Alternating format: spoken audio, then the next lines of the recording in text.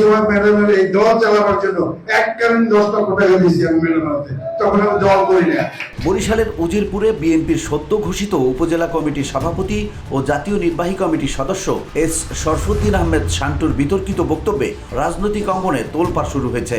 বাংলাদেশে প্রমাণিত যে একটা কাউন্সিল আমরা করছি। সম্প্রতি উজিরপুর ও বানারীপাড়া উপজেলা বিএনপির সম্মেলনে তিনি দাবি করেন দলীয় রাজনীতি শুরু করতে বেগম খালেদা জিয়াকে 10 লাখ টাকা দিয়েছিলেন এবং সৈয়দ মোয়াজ্জেম হোসেন আলালকে নমিনেশন ও নির্বাচনে সহায়তার জন্য আরও 6 লাখ টাকা দিয়েছেন। একই সঙ্গে সাবেক মেয়র মুজিবুর রহমান সরোয়ারকে উদ্দেশ্য করে হুঁশিয়ারি উচ্চারণ করেন তিনি। কিছু লোকে চালায়, তখন যারা চালাইছে ওই সময় 10 কোটি টাকা এখানে 50 টাকা শতাংশ জমি কেনা যেত। আজকে 10 লক্ষ, আজকে 10 কোটি দিতেও দাম 100 কোটি হয়ে গেছে। কাজে সেই সময় থেকে আমি বিএনপি করি।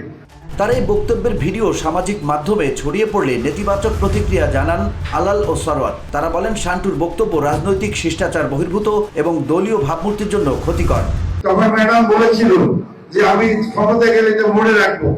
শান্টুর বিরুদ্ধে অভিযোগ উঠেছে যে তিনি নিজের মনোনয়ন নিশ্চিত করতেই নিয়ন্ত্রিত সম্মেলন করেছেন এবং প্রতিদ্বন্দ্বী না থাকায় বিনা ভোটে নির্বাচিত হয়েছেন। দলের স্থানীয় ও কেন্দ্রীয় অনেক নেতা এই বক্তব্যকে আবেগপ্রবণ, অবিবেচক এবং দলীয় নীতির পরিপন্থী বলে মন্তব্য করেছেন।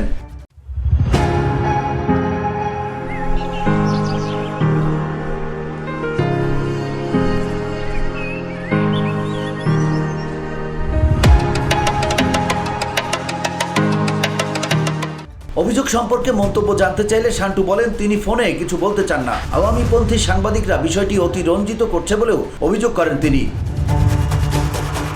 VOD Bangla news desk.